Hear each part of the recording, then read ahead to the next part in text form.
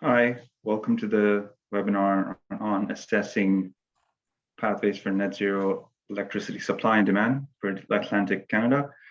We'll just take a few minutes here so that everybody can join.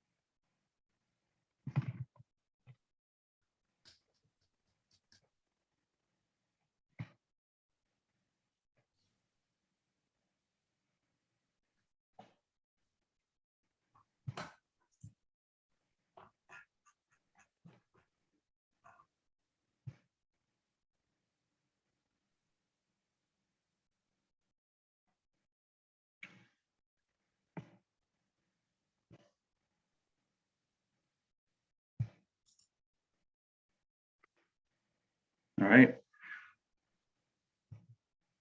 I am Gurprasad Gurumurthy, Guruji, he, him. I'm Energy Coordinator with the Ecology Action Center, and I'm pleased to welcome you to the webinar on assessing net zero electricity supply and demand models in the Atlantic Loop. The objective of the webinar is twofold. First, to release the report on assessing net zero electricity supply and demand models in the Atlantic Loop, and to pick apart certain key results from the report and present it here, and of course answer some of the important questions that emerge from the report. Without further ado, I'll start the webinar, and the format will be quite simple. Dave Sawyer is going to be presenting as soon as the report is released, and right after that I'll keep enough time for question and answers. So let's get started.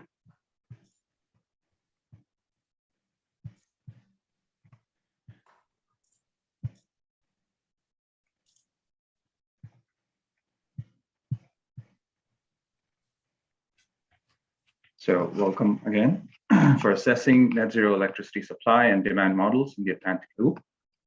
This report has been prepared by EnviroEconomics and Navius Research for the Ecology Action Center.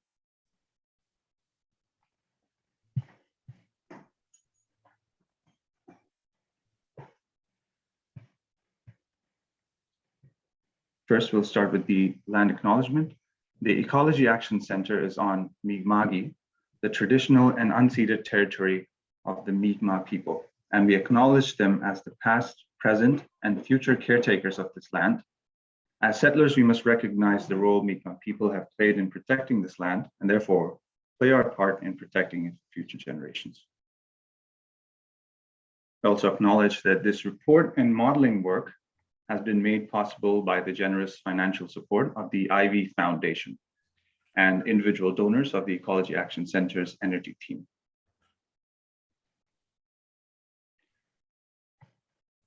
So getting started, first of all, it is important to recognize the role electricity plays in climate action. We know already that the electricity sector is best poised for transition, and the transition of the electricity sector would help transition the building energy use sector and transportation end use, and some other industrial product and process sectors as well. The electricity sector in both NS, Nova Scotia, and New Brunswick is poised to be doubled by 2050, which means that there's going to be huge demand from this sector, and the share of electricity in the total energy mix is set to triple the current level. So there's a whole array of solutions that is required to reach that level of penetration. And building a long-term electricity vision that leaves no one behind with the principles of affordability, reliability, and sustainability is very, very important.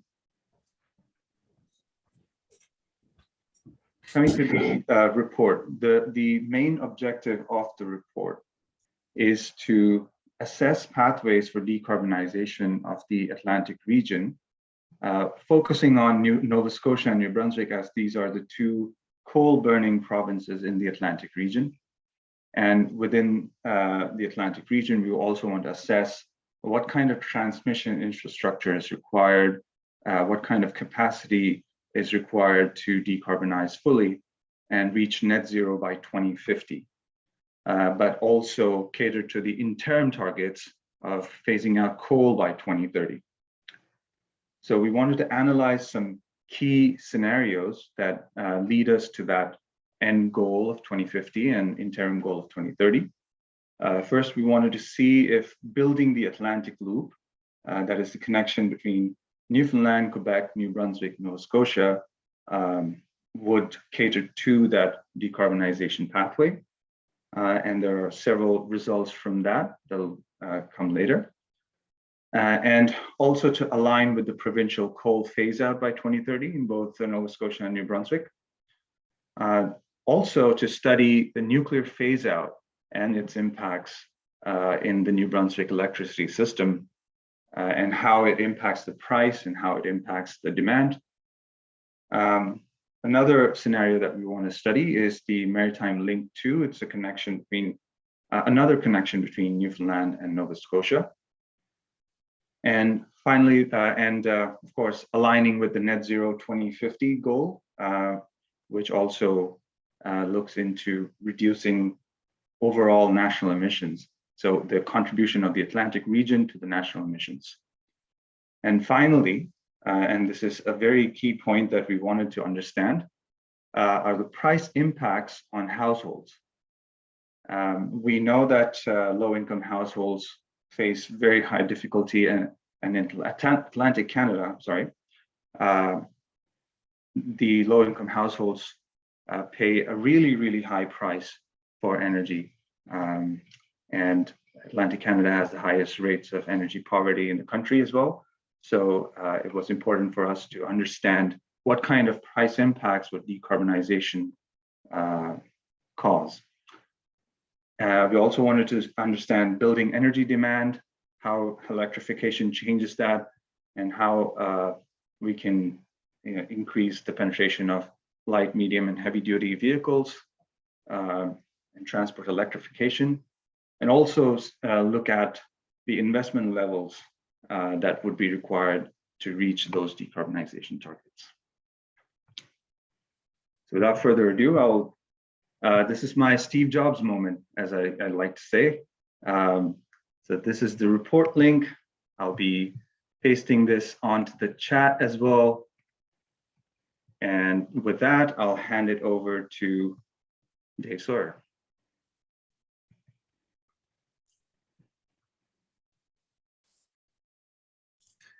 Good morning, everyone. I'm happy to be here, happy to see this report being released into the wild, and happy that you're, and sort of feel lucky that I get to sort of talk a little bit and have some people listen, and hopefully you'll jump in with some questions in the chat or some observations in the chat or the question period afterwards. I've got about 7 or 8 slides. I'm going to walk through the analysis and modeling. I'm assuming you can see my deck. Guru, can you give me a thumbs up if we're good? Yes, I can see the deck. Okay, so here we go. Yeah, so this is work, as Guru said, I did with Navius Research.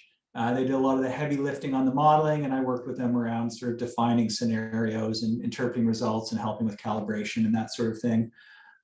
So yeah, we're just going to jump right into it. So I'll talk a bit about the modeling, and then I'll jump into the scenario. So the modeling is fairly unique, I think, for what's gone on previously in the country. So we coupled an economy-wide national model, a model that has sort of a view of the economy, about how sectors make and use inputs, how energy is shuttled around between sectors, how technology sort of comes into a sector over time and sort of naturally decarbonizes the sector, say as EVs penetrate, electric vehicles penetrate more. So we have this sort of economy-wide model that has a view of the economic structure, energy relationships, and technology. We then spin this model out into the future in a reference case. I'll talk a bit about the reference case in a second. And then from that, we sort of added in a whole bunch of policies to give us a high electrification scenario. So we're looking to basically figure out how end uses are fuel switching away from fossil fuels and into electricity and a whole range of end uses. So in transportation, buildings, industry, construction, light manufacturing, heavy manufacturing, all that sort of stuff. And so then the question is, what is electricity's share of the total energy sort of demand? And then what do the end uses look like? And so uniquely, we have this view of basically load demand, electricity load demand coming out of the national model, which we then put into a regional electricity supply model for the Atlantic region. That's a national model as well, and so we sort of parameterized the whole country with the data, but we really focused on the Atlantic region and New Brunswick and Nova Scotia in particular. So that model then basically says, okay, for this hourly load demand, given the high electrification scenario, this is what we think generation and capacity looks like, and then here are a bunch of outcomes around emissions and cost and that sort of thing. And then we hit that model with a few more scenarios to look at interties, to look at the net zero scenario, to look at the nuclear phase out. And so that gives us a picture of basically, what the how the electricity sector responds. And that's useful because the broad base, the sort of economy-wide models don't do a really good job of understanding electricity supply sector, which can change on literally a minute in the year. Peak capacity in a year can change. The demand for 1 minute, 5 minutes, an hour in the year can totally change sort of the generation mix or a piece of the generation mix. And so it's good to get into into an electricity model, get away from the economy-wide model, so you can understand those dynamics, that are really unique to the electricity sector and how capacity and generation respond to policy in the future. So that's the modeling framework. The scenarios we assess, so the economy-wide model is called GTAC. It's used by all kinds of folks to assess long-term energy and carbon transitions. And so in that model, we ran two scenarios, as I said, a reference case. And so the reference case, typically we include legislated policy like the $50 carbon price to 2023. And we would not include, for example, the $170 carbon price because it's not legislated. It's been announced, it's under development, but there are a whole bunch of policies that typically when we do reference cases, if you can't touch them or see them in a regulation or they've been resourced in terms of a subsidy program, we typically don't include them in the reference case. And then we include them in the sort of, as a policy in this case, the high electrification scenario. So the national high electrification scenario looks a lot like, the emission trajectory, a lot like the national emission reduction plan that was just released by the federal government, by ECCC. We're hitting basically minus 42%, minus 40% in 2030, and then about 100 megatons of remnant emissions or gross emissions in 2050, which are then dealt with through land use, nature-based solutions, land use, direct air capture. We just basically set a number at 100 megatons, thinking that we can deal with that later with other technology. And we don't do a good job of land use modeling, to be honest. In the model, we have some very stringent and in the scenario, some very aggressive policies here, including electricity sector cap, where we're basically capping emissions in the sector at almost like a no coal type level in the model by 2030. So fairly aggressive phase out of coal, and we have all kinds of bans in the model before 2030, including banning new furnaces, net zero building codes, renewable natural gas mandates, electric vehicle mandates that are quite aggressive, a strengthened clean fuel regulation, which looks a lot like the regulation that was just announced by the federal government in the update announced in the emission reduction plan.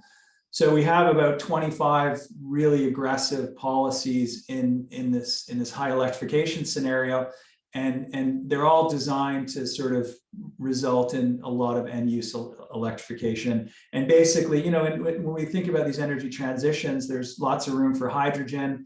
There's lots of room for biofuels. You know, there are different pathways that, depending on the technology availability and how it evolves in time, some of these pathways can, you know, take over or take off in a net zero scenario. And so you can have sort of a biofuels rich, hydrogen rich future with electrification, or you can have a really deep electrification scenario. We have lesser levels of sort of those other non-emitting fuels. Renewable natural gas can play a role as well. So this future is a high electrification future. And then we do 3 scenarios basically on top of that. One is a nuclear phase out for Pointe-le-Pro by 2040. And we ask what happens. And then on top of that, we have 2 intertie scenarios, Atlantic Loop scenarios. So one scenario is bringing in the intertie 1 is bringing power in from Newfoundland, wheeling through Quebec with a new 100 megawatt line, and then 500 megawatt line from New Brunswick. So the entree point in the Atlantic, into Atlantic, well, I guess the Maritimes would be New Brunswick in this case. And then the other scenario is a sort of maritime link 2 scenario where you're basically bringing power down from Muskrat Falls, and you have a 250 megawatt line there going from Newfoundland to Nova Scotia. So we put these into the model and we sort of ask what happens. So the first few indicators and first bit of information I'm going to talk about here is really going to focus on the economy-wide results, or the role of electricity and in the economy, and then I'll jump into the electricity supply stuff after that. So emissions. So what do these net zero transitions look like? So what you're seeing on the left here is New Brunswick, and then to the right, Nova Scotia in the orange and blue boxes. The blue is the rate of change on an annual basis between 2015 and 2030. So what do we have to do to take emissions down to hit that -40 plus level by 2030? What's the annual change in emissions required under the net zero scenario? And of course, what we see, I mean, look at the size of those blocks. So both New Brunswick and Nova Scotia have decarbonized pretty significantly through the electricity sector and other means in time. And in the reference case, they continue to do that. You can see the decline on the right there. The top chart's Nova Scotia. The bottom chart in dark blue line is New Brunswick. The dark blue line is the reference case. So we see decarbonization happening at a fairly quick pace in the model. This has to basically, to hit net zero, you've got to double or triple sort of these reference case levels, which on a historical basis can be anywhere from 2 to 3 to 5 times what we've achieved, say, from 2005. So you're talking about a fairly rapid transition, and that implies these policies that we've implemented are really stringent, right? Banning fossil fuel furnaces in houses, in commercial buildings, for example. EV mandates in the 40 to 50%, by 2030. So very, very rapid transition. And then, yeah, what happens? So that's emissions. And then, so what happens to electricity in the economy? So there's a couple lines here. The top line is basically electricity, the yellow line, electricity share of total energy. So it's like electricity intensity and energy.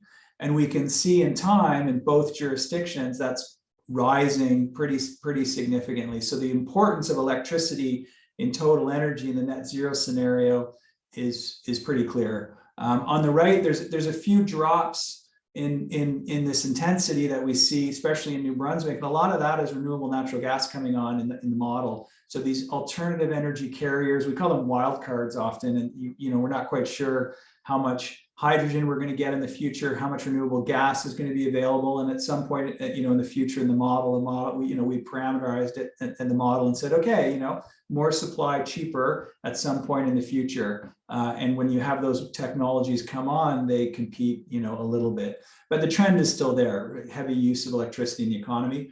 The middle line is the GHG intensity of GDP.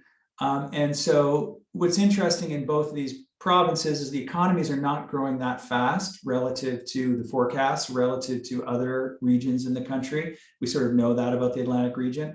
And at the same time, emissions are not falling, really, really fast. They're falling fast, but they're not, it's not a really, really aggressive fall like we might see in other jurisdictions that have, say, heavy industry that's switching out of heavy industry. So once we decarbonize the electricity sector, we get that first hit.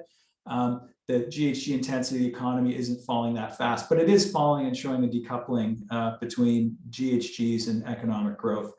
And the bottom gray line is really interesting, and this is showing the efficiency associated with fuel switching from fossil fuels to electricity. So, internal combustion engines are highly inefficient. A coal plant is 30% efficient. So you're not getting a very good level of efficiency. When you move to electricity, you get a ton of electricity efficiency. And so what we see is the energy intensity of GDP is falling quite rapidly in this sort of electrification future.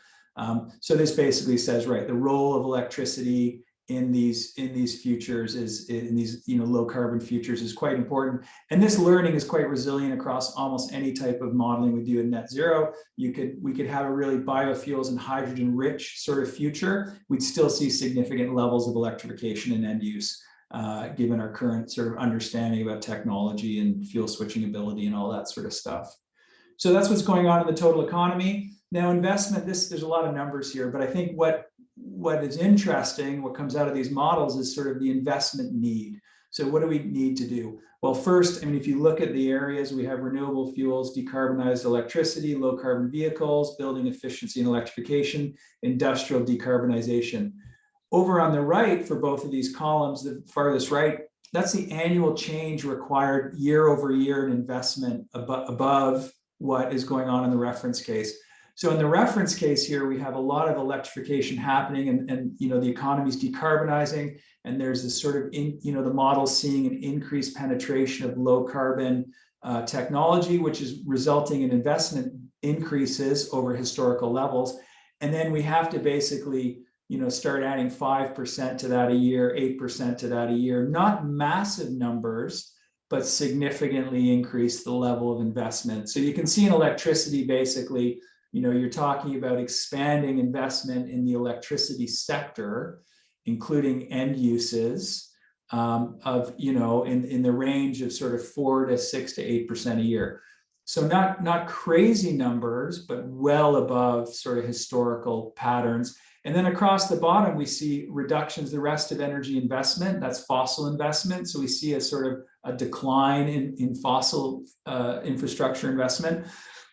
And then investment unrelated to energy is just an overall sort of drop in investment that's going on in the economy. The economy is slowing a little bit here relative to the reference case because we're adding costs and decarbonization costs. So we would expect the economy to slow down, and that would lead to a little less investment, less returns on investment. So there's less money flowing into some areas, but really small sort of levels.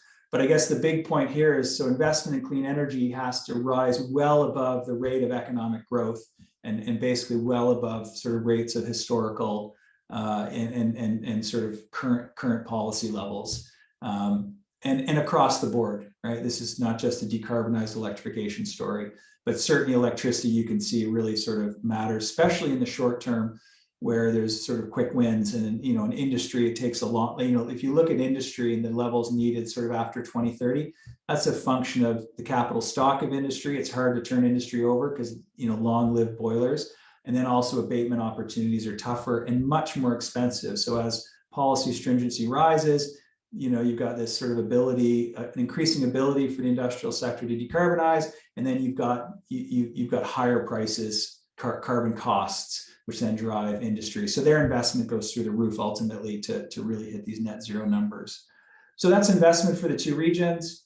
And then here's energy costs. So what we see in these net zero runs is a reduced share. And so in the household budget, there's less money being spent on energy in the long term. And this is primarily a function of the efficiency of electricity.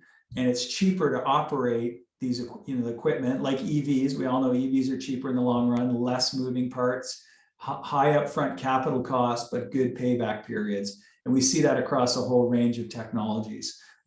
We also see there's also some income impacts that are going on here. So households are a little worse off because we've added cost in the net zero run, but household income is still growing, in time. The economy is still growing in time. Yes, carbon policy slows it down, but there's, it doesn't talk about the benefits we get from reducing carbon. So it's a very myopic view of the world, but it's a good way to think about sort of household costs, pocketbook impacts. Are basically the energy share, the energy budget is reduced in time. Now, of course, the electricity sector, when I get the electricity results, we see ratepayers getting concentrated costs. So there's this, of course, discussion about, well, electricity prices are going up. Yes, but in a net zero world, they're also going down, sort of the volatility of gas prices and the rising gas prices in time are sort of taken out of the equation to the extent that households can electrify. And we see this in the modeling, and we see this across all kinds of income groups. So this is low, average, and high income groups. Some capital costs to start on the left, and then once the capital costs sort of get invested, there's a payoff that happens fairly rapidly through energy savings. So that's what's going on in the household budget. So now I'll jump into the electricity modeling. So again, we took sort of the load curves that come out of that national a high electrification scenario. So what is electricity demand in every period between now and 2050? We're running the model in 5-year increments. What does hourly load look like corresponding to those emission trajectories and the end use demand? And then we throw that into the electricity model and we say what's going on. So here, here's Nova Scotia. So the coal phase out is sort of in the reference case. We see it coming, right? So this basically, the top left, you can see the reference case, and you can see renewables really pick up a big share. That's the top light blue line in the top left chart. But we also see imports rising in time, and imports become increasingly important to address the coal phase out. And this is sort of resilient learning across the modeling, that there's no winner takes all in this modeling, and that to the extent imports come in, and I'll talk about implementation risk in a second, but just from a pure modeling, okay, what's the least cost approach to address this? To the extent we're putting in, and you can really see this in the bottom right chart, and that's the maritime link to scenario, where basically Nova Scotia is the landing spot for the Atlantic Loop in the Maritimes. And we really see renewables get pared back and imports rise. So the model sort of really likes that. On the left there with that's the electricity with the net zero, no new interties, that's a high electrification scenario. We see both renewables, renewable generation, and imports filling the gap in time and sort of competing against each other. So yeah, that's what we see in Nova Scotia, and yeah, renewable penetration looks to be quite deep. Lots of renewables coming on and growing in time. And we have capacity data to go with this as well. This is generation. So New Brunswick, I mean, the economy is falling faster in New Brunswick in the projections, the sort of common view of what does the future look like in terms of economic growth. So that's making decarbonization a little easier, the electricity sector, because you're not sort of taking out coal and having to address a massive increase in demand at the same time. Over time, of course, there is, and this is up to 2035, 2050, you see much more electricity in the system. And there is a longer term need to expand capacity. But in the short term, it's sort of making the coal phase out a little earlier. Renewables are less interesting from the model's perspective in New Brunswick than in Nova Scotia. I think it's a resource issue. I also think our understanding of solar and storage paired together is evolving fast, and I can't help but think that is a technology that the models aren't maybe loving enough right now, but probably should be loving more. And so what we see basically here is with the coal phase out and the large hydro coming in from Quebec, wheeled from Newfoundland through Quebec, we see basically a lot of the imports picking up the slack.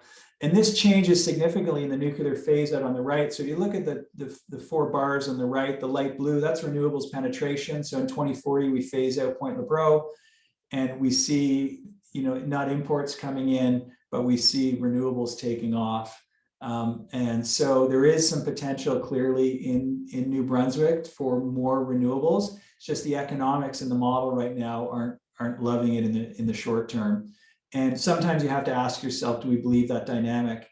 And when you see these longer term transitions in the model, it says, well, hang on, there is, you can't basically say, oh, well, no, it's just imports. I think you have to take a longer term view to say, well, we see that dynamic emerging, and that's kind of interesting. And so then you get these modeling results, but then how you interpret them, it really matters. You don't just say, hey, the model says this. You say, hey, the model says that, but it says this there. This is the way to think about it. So on that note, I'll sort of jump into the discussion. We'll leave lots of time to chat. And so what's the discussion? So what are the observations? I mean, electrification is a resilient pathway, right? It's a no regrets pathway. Policy right now can double down to push for end use electrification and to push for decarbonized generation. There are all kinds of, we call, safe bet technologies, the Canadian Climate Institute, safe bets and wildcards sort of idea. A safe bet is like an electric vehicle, is like an LED light bulb. I mean, these are widely deployed at scale, are commercial now, and are increasing in penetration in time. So, and they're pushing in the right direction, electrification, fuel switching away from fossil energy. So policy can double down on those. And then in the longer term, more and more of this load is going to be demanded. So we really need to think about our long-term projections for capacity and generation around net zero. And I think importantly, and I guess I'll touch on this point in a second, but so there's no winner takes all after the coal phase out. There's no single solution in the jurisdictions to deal with replacing coal generation. And it sort of speaks, there's a challenge in the short term given the timeframes. Guru, am I running out of time? Not at all. Okay, you just came on. You just came up, but yeah, I thought, okay. And so there's clearly a challenge in the short term. As I said earlier, demand is flatlining or falling, and it's making it easier in the short term to deal with the coal challenge. But really the timing and you have sort of 8 years or less to basically fill a big chunk of power, a big hole in your generation. And there's some risks to basically saying, okay, well, imports are going to be the solution, or we're going to go, heavy on renewable generation. I mean, clearly there's NIMBY issues. I mean, Louise can talk about this when she, afterwards a bit, the work she's been doing around surveying folks about what they think about renewable generation and the conditions that might work to help push that forward. Regulatory environments maybe are not that supportive of some of these renewable transitions. Incumbent utilities are a good example, right, where they don't necessarily want distributed generation. So all kinds of reasons why, investment uncertainty.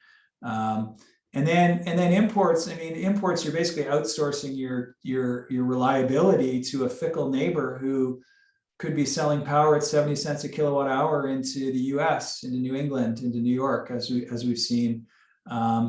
There are storm events, that can knock out infrastructure, impacting reliability. And so and the cost, like the Maritime Link is a good example, billion plus and counting for hardly any hardly any power, certainly in the short term. Maybe in the longer term, it'll clean itself up. It should clean itself up. So there's some real issues around that. So then I think that, not surprising, the suggestion is, okay, we've got to push a portfolio forward and be really open to all kinds of generation. And that really is sort of the story that comes out of the Atlantic Loop. It's not, it's not a panacea to solve the problems. The models often like it, but don't love it in all scenarios. And I can imagine scenarios where we could have higher learning rates, say on solar and storage, and we get a lot more solar and storage penetration into the models. So again, that speaks to a sort of portfolio approach. And then finally, one of these ideas that we tend to think of the electricity sector as having to pay its way. And I think that needs to change. So the importance of electricity in the decarbonization story implies that there's sort of a role for the feds and the provinces from a broader tax base to help support the rate base to transition, because they're basically supporting broader societal goals. And if you're going to continue to pile on, decarbonization costs onto the household sector and the commercial sector, you're gonna run into an Ontario type situation where elections are lost over hydro bills. The Wynne government, it was one of their big Achilles, their numbers, but that was a big one, right? Sort of, the global adjustment costs and, $6. I had a bill, I had $6 of energy on a $62 bill. The rest were just add-ons. So people lose their mind. So anyway, there's a case here to solve the decarbonization challenge from a broader perspective. So I'll stop there and open it up. Thanks for your time. Dave, thank you so much for this detailed presentation on the report. Really great insights there.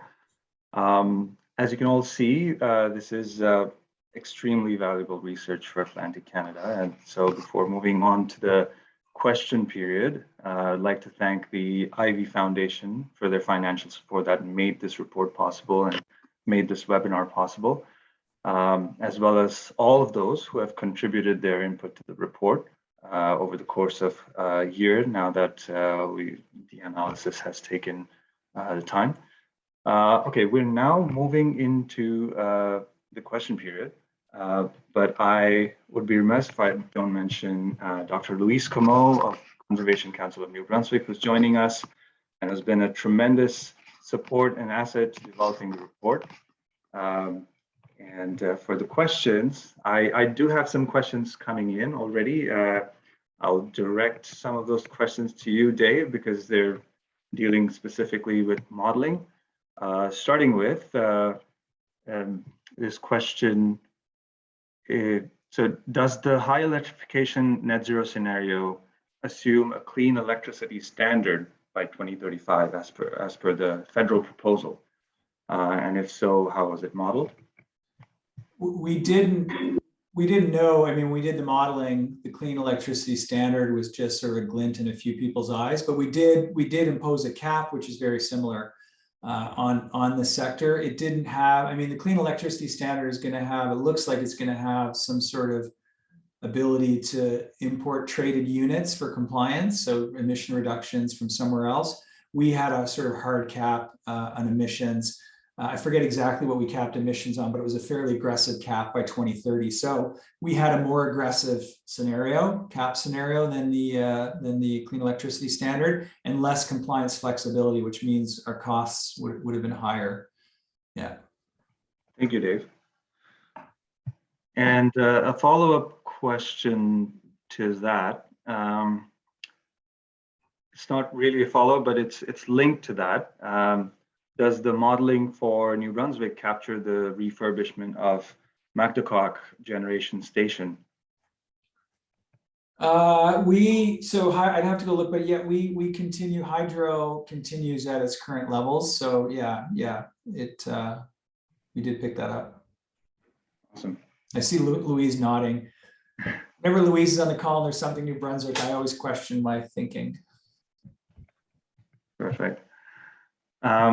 And also, I think this was answered in chat by Louise, so I'll just pose it again. Maybe there's some more points that Louise would like to add to this. So how do the challenges imposed by climate change impact these projections? Are climate impacts included?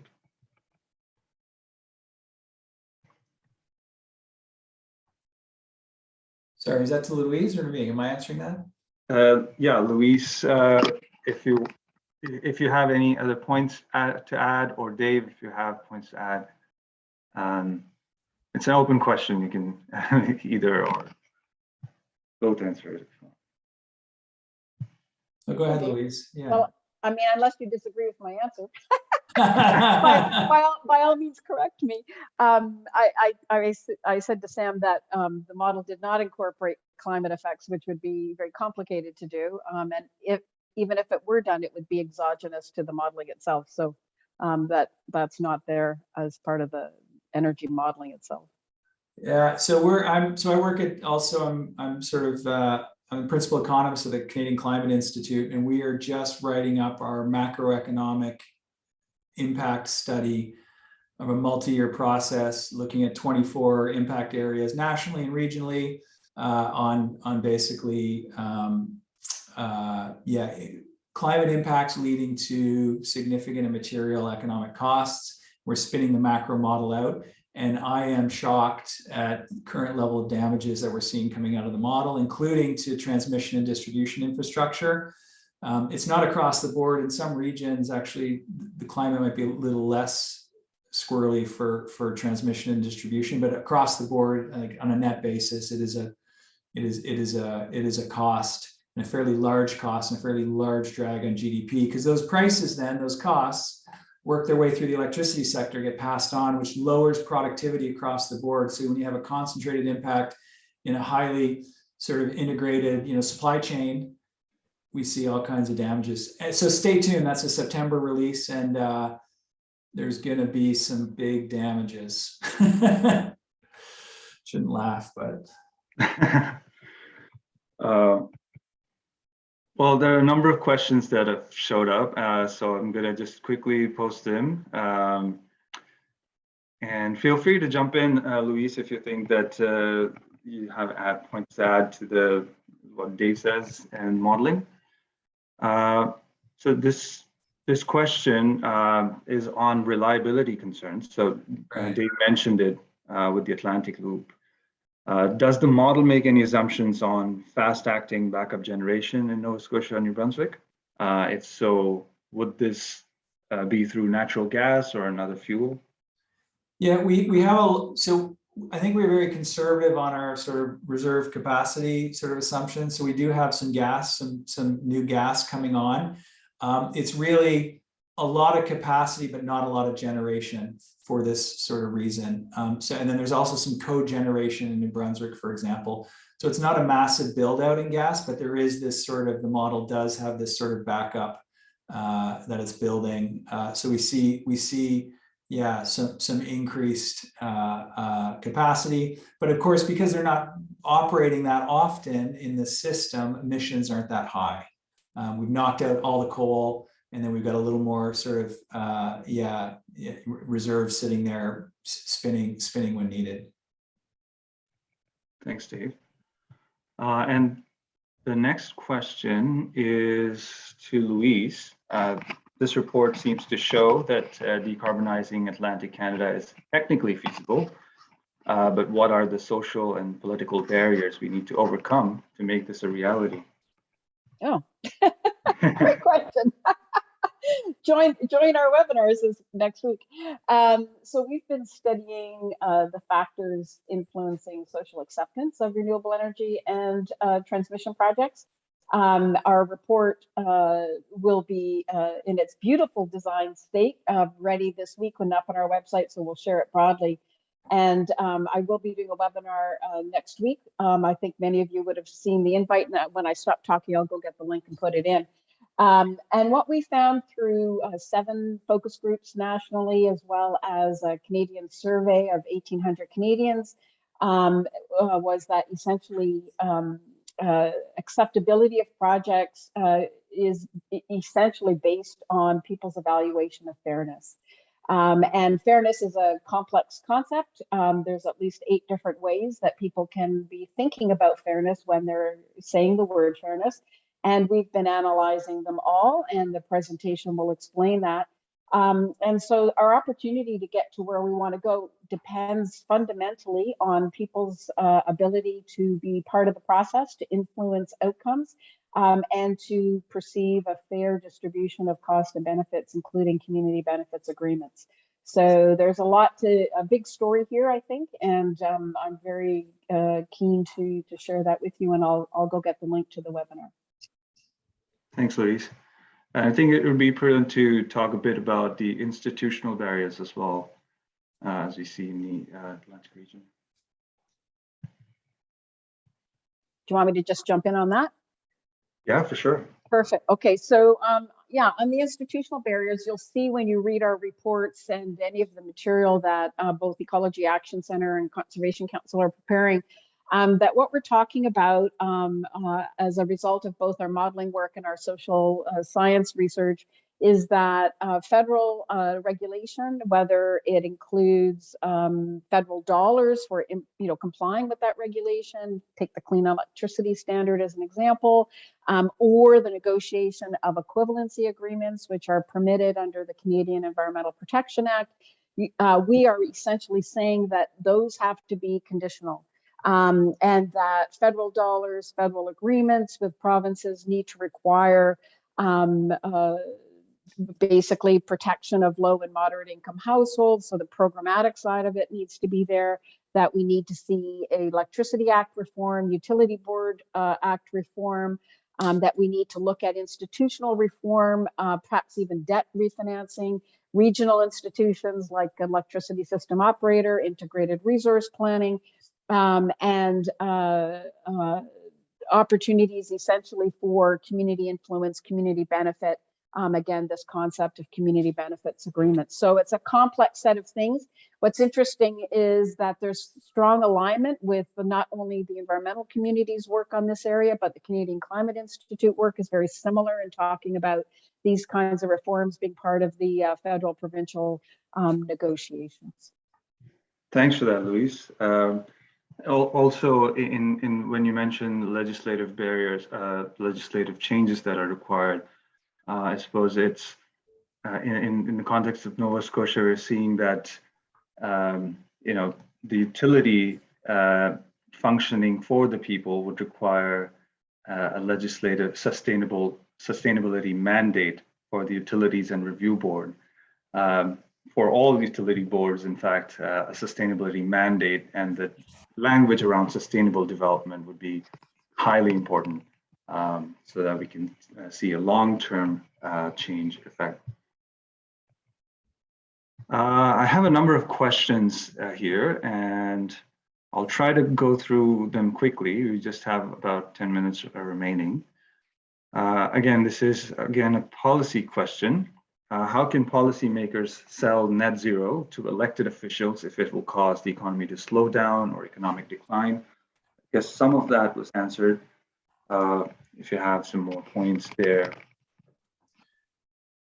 I think politicians are quite comfortable with the current level, like notwithstanding sort of the emission reduction plan that the Fed's just released. So let's just sort of set that aside. But I think the current level of financial sort of pain that is being applied through large emitter programs, carbon pricing programs, and through the fuel charge, which includes household rebates, politicians are very comfortable with those mechanisms right now because they've sort of, we've done the analysis around the competitiveness impacts, the household impacts, and we've sort of seen that it's literally like when we assessed the Ontario Cap and Trade program in 2017, it was literally like a week of slowed growth on GDP, right? Cost impacts on industry of 0.3% of total sales. So really, really small sort of costs.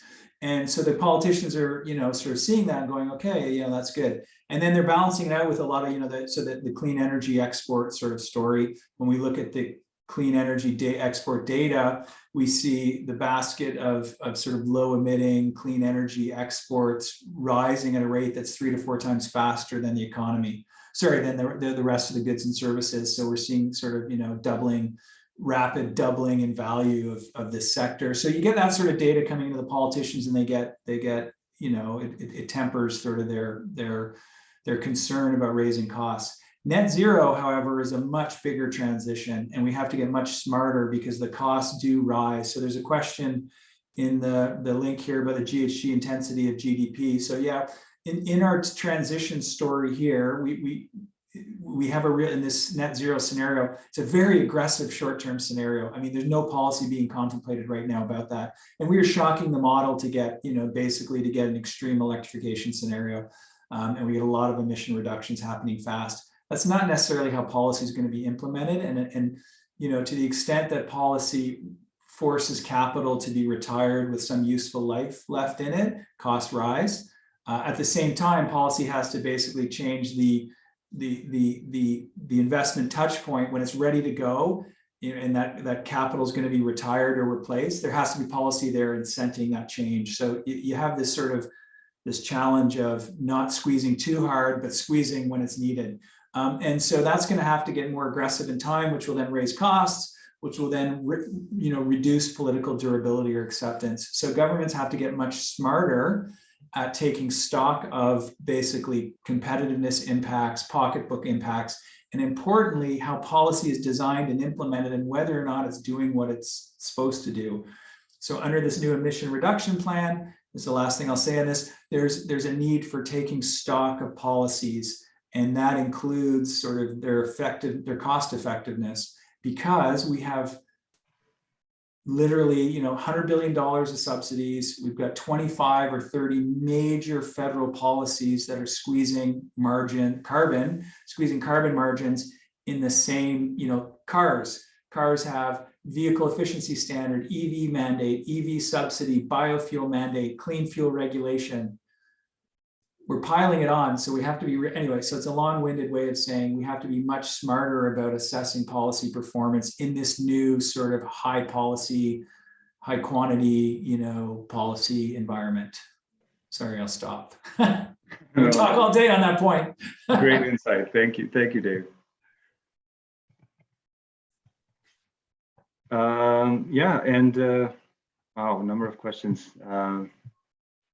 So regarding your point on a need to shift away from electricity paying its way, have you done any research in how other jurisdictions are thinking about this issue?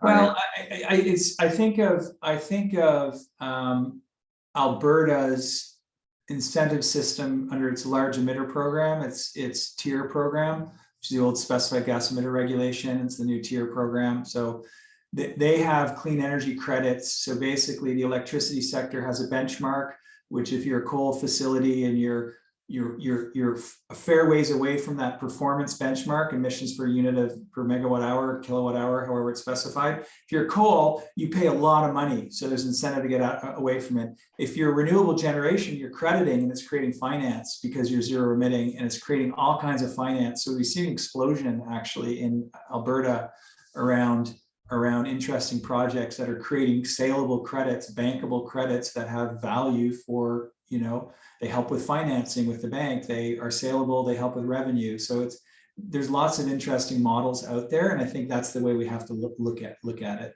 Yeah. Fantastic. I think a linked question, in some way it is linked to the question of, should we go towards the Atlantic Loop, or what is the actual approach? I think it suffices to clarify it in this discussion. First, it says, what is your assessment of the Atlantic Loop and each province's plan for feeding into it? And also a linked question to that is, maximizing local energy sources can help with local prosperity and resiliency, and also gives a sense of ownership, which comes from, Louise, your research on social determinants of success. But they're also concerned that the loop will delay action because it's so big to get approvals for, with multiple utilities participating. Did we look at prioritizing local solutions? I was going to defer to Louise. So we competed the generation and the import, local generation imports on an equal basis. And in some cases, the imports won, in other cases, local renewables won. But I want to defer to Louise on this, because I think it's a really interesting question. You've been chatting, well, and also you, Guru, you've been chatting with politicians and the utilities about what they think of this. And yeah, let's get some of your insight. You want to jump in? Yeah, I mean, I'd say a couple things. The first thing is, we do need to care about what the public wants, what ratepayers want. And, for the last couple of years through focus groups and surveys, I've either been digging deep into what Atlantic Canadians think or Canadians think. And there is a strong preference to the point that Dave makes, which is a portfolio, that they want in-province renewables first. They want to see economic development in the province before we start connecting elsewhere. And so I think that's a key piece of this, that there's a concern about, not what about at home. Sovereignty and security issues come up as part of that conversation. So there's a social preference for in-province supply first. And I think, one of the key insights for me that Dave's, kind of raised, we haven't spoken to it specifically, and I know time is short, but that, in New Brunswick, we've got a decision to make, although government seems to have made it for us, but it's not the preference the public has. The public would prefer renewables to be prioritized and not nuclear. And nuclear, is kind of potentially standing in the way from a political point of view. And the model shows that it doesn't compete with renewables, generally speaking. So, I think there's a lot here that it doesn't get to where the heart of the matter is from a citizens and ratepayers kind of point of view. I don't know if I was totally on point there, Guru, but I was trying to grab something. Thanks, Louise. And I guess also the answer is obviously a portfolio approach where we see that a combination of interties and renewable generation. At the same time, we also want to do renewables right in the province, as you put it. We're seeing in Nova Scotia, there is a request for proposals for 350 megawatt of wind power, but we're also seeing heavy opposition to the wind turbines itself because of the lack of land use planning, I'd say, that intersects with several biodiverse rich areas and species at risk, but also creating local noise pollution and other problems for the communities. So we wanted to do it right, and I think there's a portfolio approach, proper land use planning that is needed. Moving on.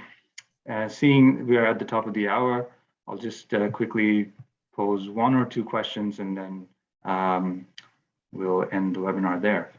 So did the team model a single added transmission link between New Brunswick and Nova Scotia? And would this kind of infrastructure help increase renewable penetration? Yeah, so we did have an increased intertie between the two provinces. And what happens is wherever the energy comes in from outside of the Maritimes, that province ends up just wheeling power through down the way. I would say yes, that intertie would be blocking renewables, absolutely. But is that a bad thing? That's an open question. I mean, again, back to this portfolio view, that you're going to need a lot of power to deal with the coal phase out, perhaps deal with the nuclear phase out. And so, yeah, you're going to need that intertie to wheel power back and forth and help each other out a little bit. But at the same time, yeah, it does. The imports can block renewables for sure. But again, in the model, we didn't see this winner takes all thing where it was just renewables all the time. Although in New Brunswick, there's a bit of that tendency more than Nova Scotia. Thanks for that, Dave. And I'll just take one last question before ending the webinar, but also to let folks know that if you have further questions, we'll be happy to answer them over email. And I'm just putting it into the chat. And the report is live on the website as well, and we'll be talking about this really soon. So the last question, and I have to pick and choose, and I find this as the most important question that probably of the hour.